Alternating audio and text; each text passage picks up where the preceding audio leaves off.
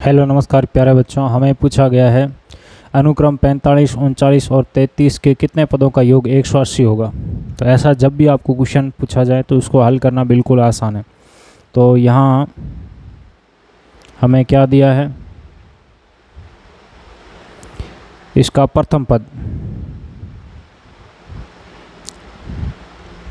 कितना दे रखा है, a बराबर आपका 45 दे रखा है और आपका सर्वांतर d बराबर दूसरा पद माइनस पहला पद, यानी 39 माइनस 45 बराबर कितना आ गया,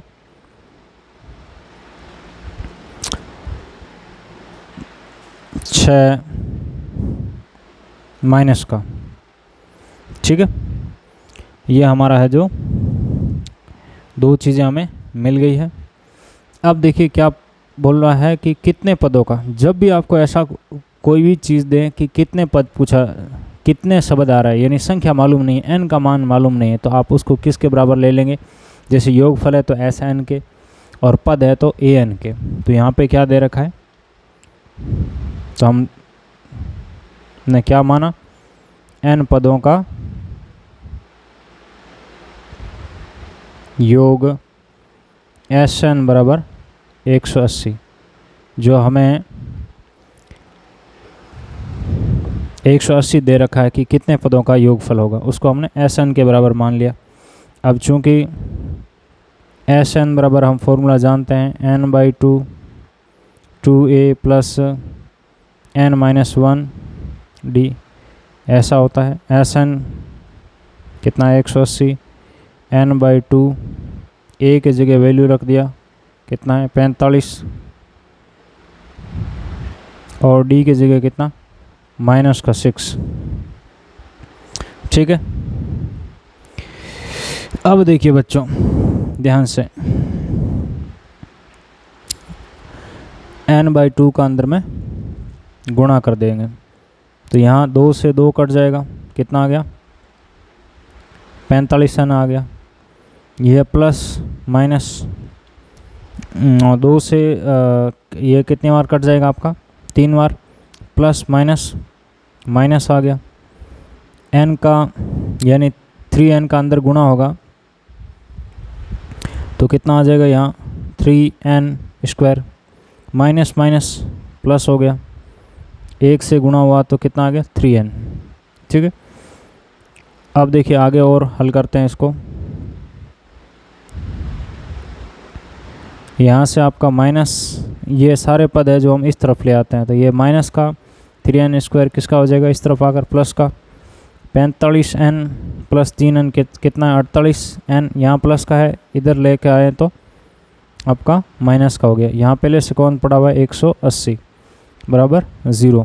अब हम इसके क्या कर देते हैं, फैक्टर कर देते हैं। और एक बात मैंने ध्यान से देखा, इसमें आपका पूरे में 3 का डिवाइड हो रहा है, तो कितना आ गया n² माइनस 1 बार और 3 बार,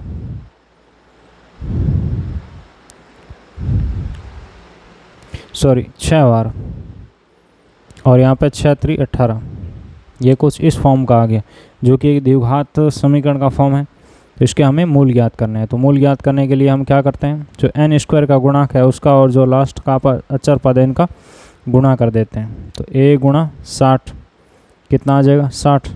60 के हम ऐसे टुकड़े करें कि हमें -16 मिलना चाहिए।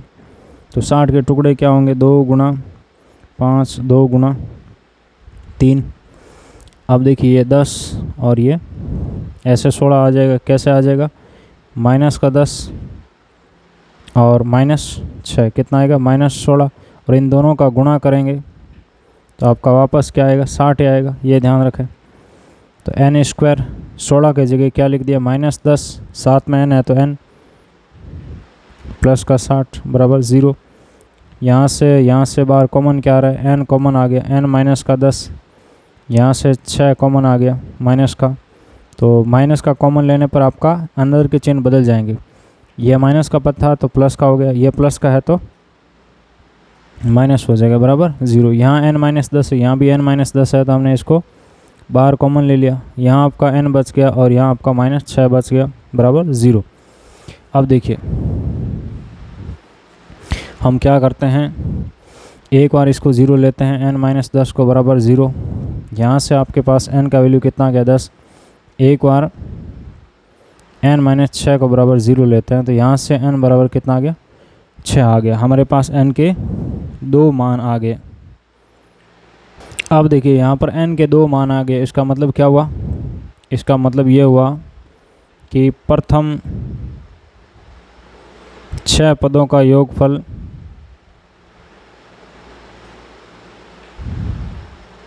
बराबर प्रथम 10 पदों का योग। और ये किसके बराबर है दोस्तों, आपका 180 के बराबर है, क्योंकि इसमें देखिए 7 से लेकर 10वें पदों तक का योग क्या है, 0 है।